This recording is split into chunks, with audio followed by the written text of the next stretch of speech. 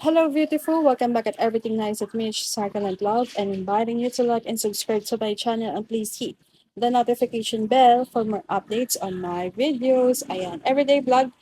Hindi naman everyday, basta 7 p.m. po yan palagi. And please follow my social page, Nurse Bandita Mitch on Facebook, IG, Nurse Everything Nice at Mitch, TikTok. Ano na yung TikTok ko? Nurse Mitch, and tama ba? Yung TikTok ko. Lagay ka na lang siya. And threads, kung may threads kayo, I would post some of the plant care try ko din. And ano pa ba? And also, meron akong playlist. Please do. Kung gusto nyong manood ng mga care tips, meron din po ako dyan. So, ang vlog po natin ngayon is someone tag me kasi on my Facebook. So, actually, medyo matagal na niya ako na i-tag. Sabi ko kasi i-share ko ba ang oo. Once I promise talaga. So, this is April 3. So, kapag sinabi kong promise, promise. Sabi ko, sige, i-flex ko yan sa vlog ko. So, someone tag me and update me sa kanyang plan na napalanunan sa akin way back 2024, if I'm not mistaken. Alam ko, pregnant na ako. So, 2024, birth month ko po yun, is nagpamigay po ako ng plans, pero it was a surprise. So, ang ginawa ko po is, ah, ang ginawa ko po ay after ng birth month is after ng birthday ko, in-announce ko na mamimili ako ng mananalo sa lahat na nag-comment the entire birth month ko sa aking vlog. Tapos nilista ko, kinuha ko lahat ng name na nag-comment. Siyempre, hindi ko na sinama yung mga vlogger kasi nga, siyempre, may mga plans na yung mga yan. Oo. At mabongga ang mga plans ng mga yan. Kaya ang sinama ko lang yung mga regular na subscribers. I mean regular na manonood, hindi yung mga vlogger. Tapos, kung meron akong 30 vlogs sa isang buwan at ikaw ay lagi naka-comment, meron kang 30 entry. Yes, so ganun ang ginawa ko. Story time muna tayo. So, by that, I was expecting, so ano yon after ng birthday ko, in-announce ko na namimigay po ako ng plants and minsan trip ko lang, minsan may paganap, anniversary, nung na 1,000 subscribers ako, nagpamigay ako ng plants, nung birth month, tapos nung sa live, kung sino yung mga nanood, kung sino yung mga nanonood ng live ko, nililista ko yon tapos sinusulat ko yung names, tapos bubunot ako, ganon. So, pinsan masaglit, pinsan may paganap, kung may ganap, ganon. So, noon yon Oo, mahirap na ang buhay ngayon. So, dapat noon, kung nanonood ka, sumali ka na. Ganon. Masaya pa nga yung ano eh, yung mag 1,000 subscribers ako nun, yung 5 tao yung nanalo. Tapos, basta ang saya nun. Ayun. Tapos, yun. Nung birth month ko nga, 2024, yun. Si Ma'am Bibili Nazarita ang pumasok. Siya po ang nanalo. Pero may pinakamaraming entry din si Sis Cloud. So, si Sis Cloud kasi wala din pinapalampas sa mga vlog ko yan kahit sa shorts eh. Lagi siya naka-comment, ganyan. Thank you sa'yo. Akala ko siya mananalo kasi siya yung pinakamaraming entry. So, hindi pa rin, mas maswerte pa rin talaga. Iba ka pa rin talaga mabibiling Nazarita. Iba pa rin talaga ang swerte mo sa buhay. O, pa-share naman kung ano yan, Charis. Ayun. So, nanalo po siya ng Cristata ng Astrophytum, isang nodum type, isang inermis na cristata. Pero maliit lang to dati, ngayon malaki na. And gymnocalcium na magpa-flower o nag-flower na po pa ang iyong gymnocalcium ng baby ni Lizarda. So, i-share natin dyan. And then, dito sa nodum type astomo is parang dehydrated siya. So, oo, mukha siyang sad. And linisin mo din. Brushin mo yung top. Mild soap lang. Brushin mo lang siya ng toothbrush ng asawa mo. Kung gusto mo, toothbrush ng anak mo o toothbrush ng kapitbahay mong chismosa. Sabunin mo. Oo. Pero ano, gawin mo yan kapag hindi na maaraw. Pagka ano na, 6 p.m. Brushin mo siya para malinis tingnan, ma'am baby. Pati yung gym na din. Oo, yung gym na calcium mo ma'am, siguro kulang pa sa pulsan para mas lumabas yung kulay.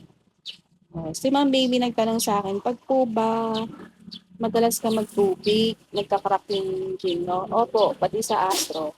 Pero kasi kapag madalas kang magtubig, ang ganda-ganda nilang tingnan lalo na kapag clamp sila. Kukuha ako ng clamp na gym 'no. May langaw?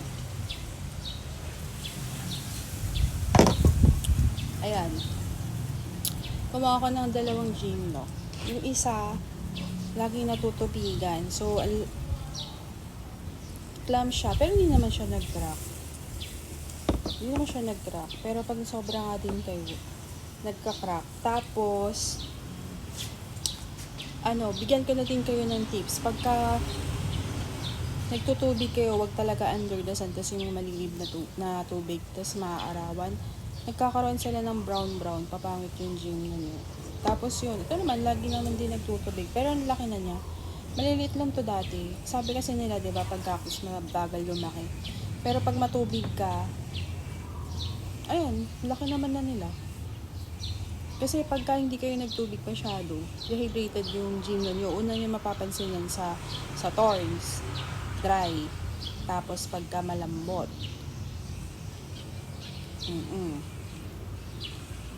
Kapagka well hydrated, matigas yung thorns nila. Masakit. Pagka dehydrated pala, masakit yung thorns, baligtad. Kapagka hydrated, medyo malambot yung thorns. Tapos, yung thorns, ang unang nasusunog, makikita nyo yan, kulay itim yung mga thorns nila. Pansinin nyo yung mga cactus yung kapag nasunog. So, sa flower, 1 week tumatagal yung flower.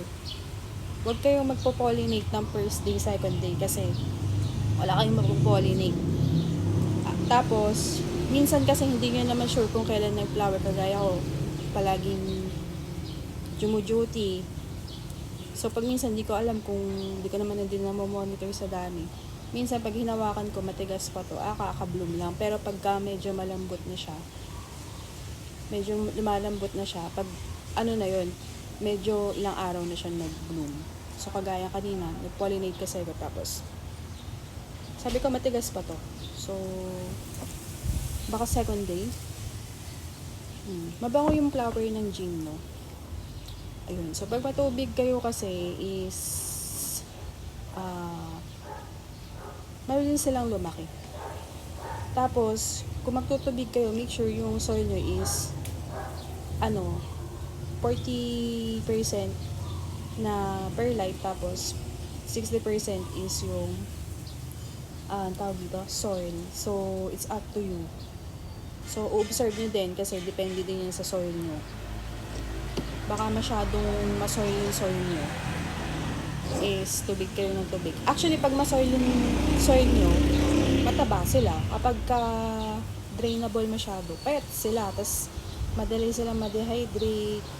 Tapos, kahit anong gawin mo, dehydrate pa rin. Ganun. So, dapat, mas masoil siya. So, 40-60 or 30-60. 30 to 40 yung inorganic, yung mga bato-bato, ganyan. Tapos, kumuha pa ako ng isa. Ito naman, mas makulay siya kasi afternoon sunlight sila. Pero hindi ko inaano na mag-afternoon sunlight dayo kasi baka yung sa inyo masunog. Yung sa akin kasi sanay na. Sanay na sila sa araw. Though nasusunog, lalo na pag bagong tanim ay bagong repat. Ngayon, nasusunog sila kasi masyadong mainit. So, yun. Ayun, mas bright yung kulay nila. Mas galit. Ganon. So, minsan, may sinatawag din na fasting na pagdidilig. Kapag hindi mo sila diniligan ng matagal, tapos bigla kang nagdilig-dilig, lumalabas yung variation nila. Ganun. So, yun lang, tips ko. Tapos, dapat hindi rin mababasa yung flower. Sa ngayon kasi, ang dali nila masunog. Gamitan nyo ng shaded net or UV plastic. So, yun lang. Gusto ko lang i-share at natawa naman ako sa'yo, Ma'am Baby ni Nazarita. Actually, napapatawa mo ko lagi kayo ni Mrs. Cloud. Oo. Napapatawa niyo ako sa mga comment niyo, mga ganyan. Oo. Napapangiti niyo ako sa mga comment niyo. So, asa na tayo? So, ayun, gusto ko magpasalamat sa pag-update mo, Ma'am Maybelline, and yun. Actually, meron din sa'kin nag-a-update na isa, si Ma'am nakalimutan ko na kasi yung mga names, eh. 'Pag kasi nasi-CS ka talaga na nagiging makalimutin ka, eh, char. Sa anesthesia 'yan, ayan. So, na-CS pala ako, pinanganak pala ako. So, anyway, tawag dito? Yun, gusto ko palang ano, i-flex pala 'to kasi kung titingnan mo siya para siyang kulay black lang, parang neutral na yung mga common na Gymno na hindi bar. Pero kapag tinignan mo siya, it's color purple, tapos yung pops niya is variegated. I-flex ko 'to sa shorts, tsaka picturean ko diyan, lagay ko diyan. Tapos ang dalang niyang magka-pops, medyo madamot siya, and it's Apokuri, ang laki niya. Maliit lang 'to dati, tas kulay green lang siya. Oo. So, sometimes the gymnocalcium kapag tinignan mo siya, yung areoles din titingnan mo maganda. May mga gano'ng gymno. Mukha lang siyang pangit pero 'pag nakita niyo yung areoles maganda. 'Pag lumaki, minsan mukha siyang pangit nung maliit, mukhang musmus na palaboy, pero 'pag lumaki, boom, ang ganda. 'Pag tumataba, gano'n. So, yun. So, gusto ko lang talagang inggitin yung iba kong mga subscribers na hindi sumaling during the time na nagpapamigay ako ng mga supplement, mga gano'n. So, gusto ko lang silang inggitin talaga. Charis, ayan. So, thank you din sa si Ma'am Luisa ba yun? Kalimutan ko na. So, thank you din sa iba na nag-a-update sa akin, yung mga napanalunan nilang plan sa akin. Ayun, happy naman ako kasi yun nga, box of happiness, and iba rin kasi yung feeling na ikaw yung nagbibigay sa ibang tao. Tsaka, ayun, thank you, ano ko din yun sa inyo. Kahit na hindi naman boom na boom ang mga vlog natin, ganyan. Tsaka marami sa inyong pumupuri sa akin na masipag mag-care tips. Actually, hindi ko yun napapansin sa sarili ko. Oo, hindi ko yun napapansin na mahilig ako mag-care tips. Oo, mga plant care tips natin. So, siguro maano lang talaga ako yung mahilig lang din talagang magbusisi sa mga halaman kung anong puwedeng gawing paraan, puwedeng gamot, parang gano'n. And yun lang, more updates, and also happy 1,000 ay 2,830 na yung ating subscribers. Thank you sa inyo. And 1.3 million na yung views ng ating channel. Thank you sa mga lahat ng nag-review sa ating channel, sa nanonood, nagsusupport. Thank you so much po. Ayan. So, yun lang. Thank you, Ma'am Baby. Thank you din sa madalas na nanonood, Sis Cloud. Sa iba nating kapwa subscriber, Daisy Succulent, Succulent Break Time, Ma'am, kalimutan ko na yung iba. Teka lang, tingnan natin. Baka kasi may magtampo. Ayoko ng issue na nagtatampo. Mami Lay. Mami Lay. Ayan. Sino pa? Ayan, Succulent Tapaw. Mga madalas na nagko-comment sa atin. Sino pa ba? Ayun. So, yung iba nawala na kasi nga, hindi naman na tayo active masyado. Kailangan kasi papanoorin mo din sila para manood din sila sa'yo. Para meron kang nagsusupport sa'yo. Meron pang isa eh. Si Sis Lisa. Oo. Ayun, si Graham Cracker. Hello po. Ayan, si Gerald Maon. Isa din si Gerald Maon kasama nun, hindi na swerte. Hindi kayo, kulang kayo sa panalangin. Tapos yun, mga taga-ibang bansa yung mga nagko-comment. Ayan, si Go With Lee. Oh, dalang mo na din kasi mag-upload. Ano na nangyari? Ayun. So, yun lang. Thank you for watching everything na is at Miss Sakil and Love. This is Ernest 22 saying God bless po at lagi mag-ingat. Wow!